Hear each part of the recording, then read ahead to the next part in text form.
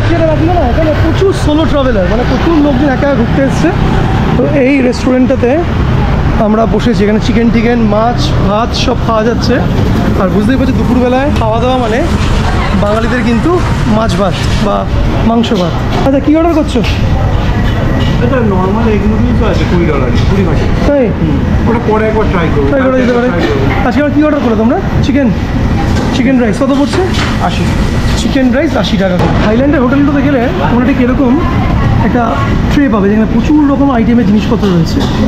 এখানে লঙ্কার কি আচার না চাটনি? না ভিনিগারের সাথে লঙ্কা, এটা আমরা কালকেও খেয়েছিলাম তাই না?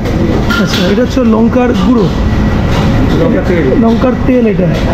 এটা হচ্ছে নুন না চিনি কিছু একটা হবে, এটা জানি না কি।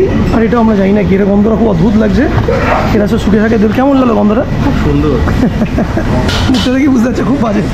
এটা খাবারের সঙ্গে মিশিয়ে এগুলো খেতে হবে। এই চলে এসছে আমাদের রাইস অ্যান্ড চিকেন। এটা তোমাদের একটু দেখাই ব্যাপারটা কেমন হচ্ছে। আগে চামচগুলো নিয়ে নিই।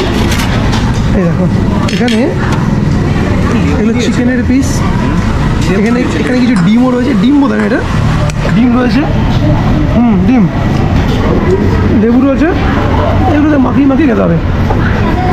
কেমন ভাই? কেমন লাগছে? ভালো না? এখানে কিন্তু আমাদের মতো ওইভাবে মশলা এরকম না, কিন্তু এটা বেশ গুছিয়ে দেয়।